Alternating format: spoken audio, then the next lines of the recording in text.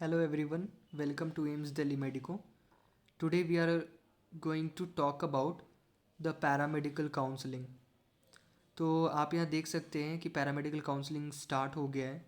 ये नोटिस 25 जनवरी 2022 को ही आ गया था। तो इसमें आज से विच इज़ थर्सडे 3 फरवरी 2022 से इसकी काउंसलिंग स्टार्ट हुई है, जिसमें प्री सीट एलोकेशन के कुछ डेट्स हैं। तो एक्सरसाइजिंग ऑफ चॉइस मीन्स आप अपने चॉइस सेलेक्ट कर सकते हो for various courses. AIIMS paramedical courses में इस बार 4 एम्स अलॉट हो रहे हैं बच्चों को। पहला है AIIMS Delhi, AIIMS Rishikesh, AIIMS Bhubaneswar and AIIMS Nagpur. Various courses हैं अलग अलग एम्स की। जैसा कि जहाँ तक मुझे पता है एम्स दिल्ली में 5 कोर्सेज चलते हैं। Operation theatre technician, MTR medical technology in radiography, bachelor of optometry, dental hygiene and dental operating room assistant. These are the 5 various courses which are running in AIMS Delhi. There are also various courses which runs in AIMS Rishikesh. We'll talk about it later. So here counselling के लिए आपको 3 फरवरी से आपको choice fill करना पड़ेगा कि आपको कौन कौन से कोर्स चाहिए।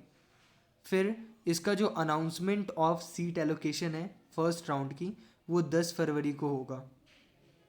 उसके बाद आपको सीट, जब भी अगर आपको सीट अलॉट हो चुका है तो आपको सीट को एक्सेप्ट करना पड़ेगा। सीट एक्सेप्ट करते समय आपके पास 2 ऑप्शन होगा। पहला ऑप्शन होता है कि you accept the seat and you don't want to participate in further counselling.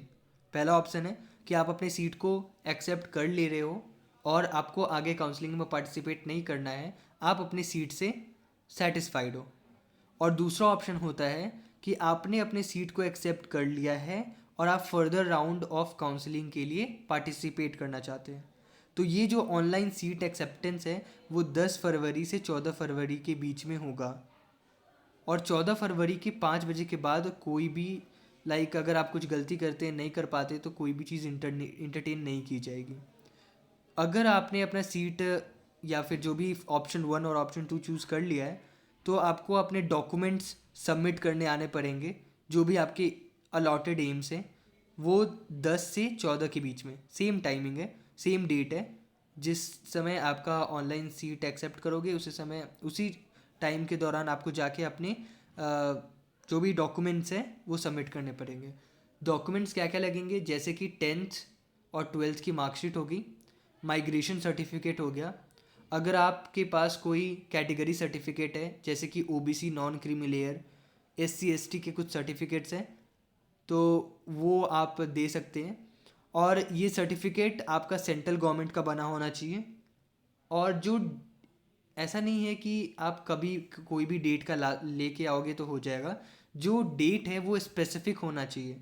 28 दिसंबर को पैरामेडिकल की एग्ज़ाम हुई थी, तो 28 दिसंबर से पहले का आपका OBC नॉन क्रीमी लेयर या फिर SC ST की सर्टिफिकेट सेंट्रल गवर्नमेंट वाला होना चाहिए। और 28 दिसंबर से 1 साल पीछे तक का रहेगा तो चलेगा, पर 28 दिसंबर के बाद का अगर सर्टिफिकेट है तो वो वैलिड नहीं होगा। तो जो भी डॉक्यूमेंट्स है मार्कशीट हो गए, माइग्रेशन सर्टिफिकेट, फिर आपका कैटेगरी सर्टिफिकेट। अगर कोई स्टूडेंट PWD फिज़िकली चैलेंज्ड है, उसका कोई सर्टिफिकेट है, तो वो सब सबमिट करने होते हैं एट योर अलॉटेड एम्स। फिर जो second round of online seat allocation है वो 16 फरवरी से चालू होगा।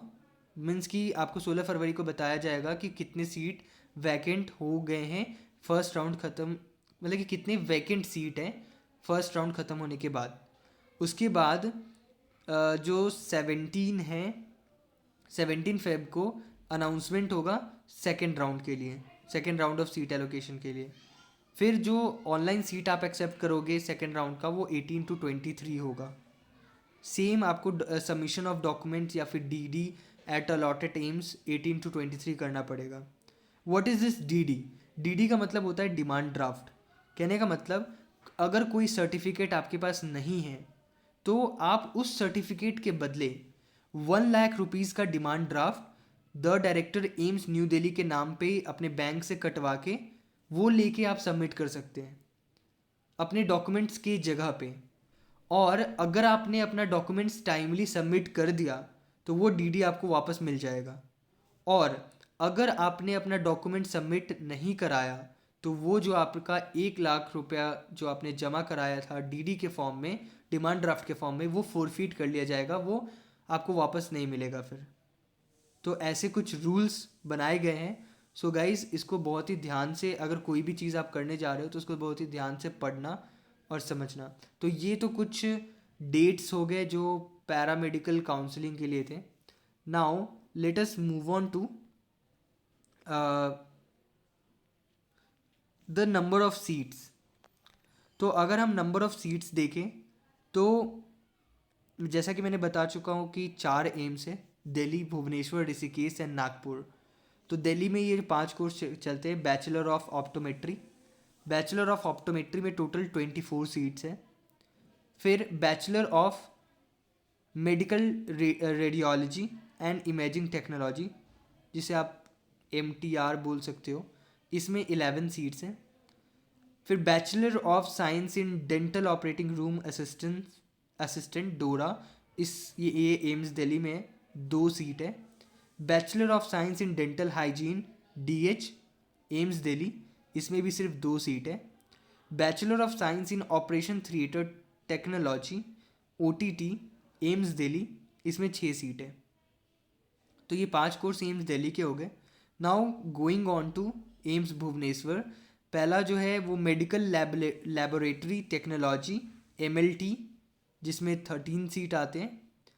Then you have operation theatre and anaesthesiology OTAT, जिसमें भी 13 सीट्स हैं।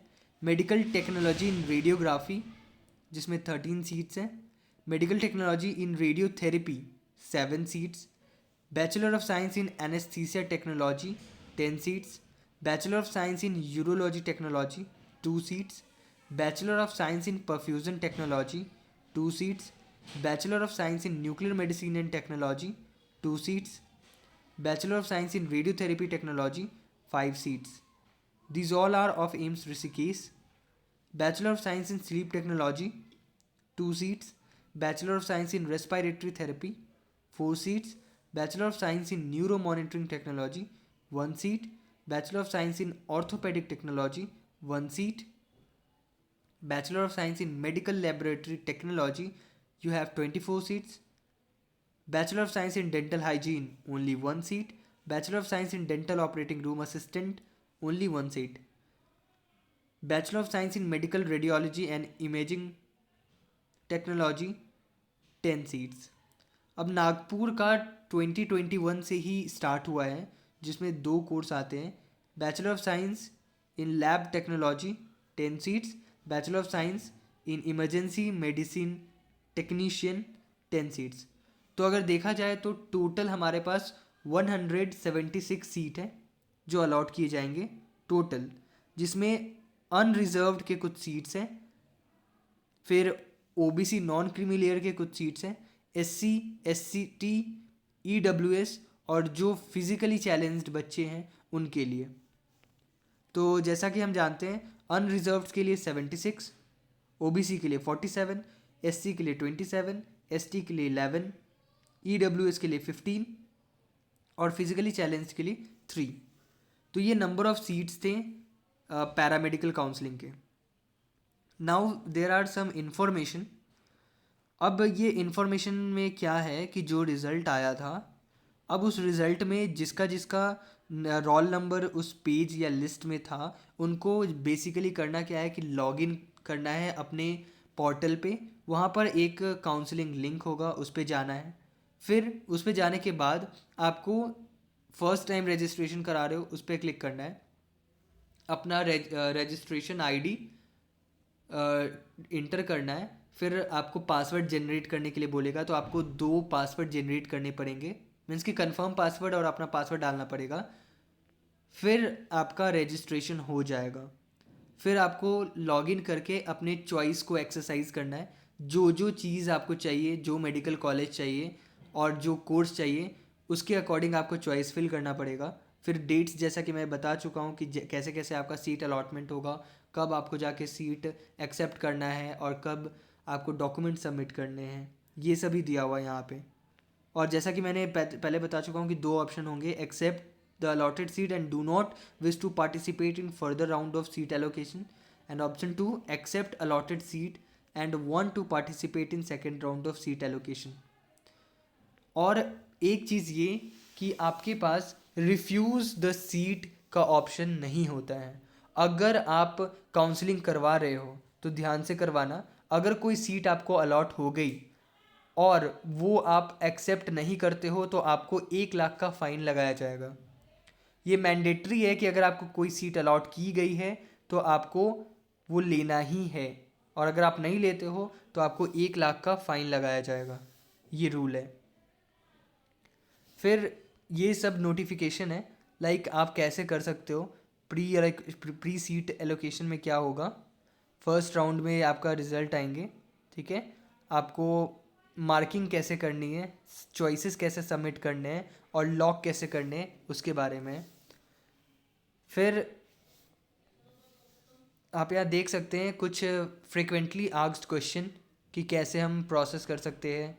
How do I access online paramedical course seat allocation portal. फिर अगर आप अपना पासवर्ड भूल गए उसको कैसे एक्सेस करें, तो कैसे आप अपना चॉइसेस कर सकते हैं। तो ये सारे FAQs हैं जो इसमें दिए हुए हैं, जो आपको एम्स के वेबसाइट पे भी मिल जाएगा। सो यही था पूरा एम्स काउंसलिंग का। Okay then, thank you guys, thank you for watching. You can if you like the video, like, share and subscribe.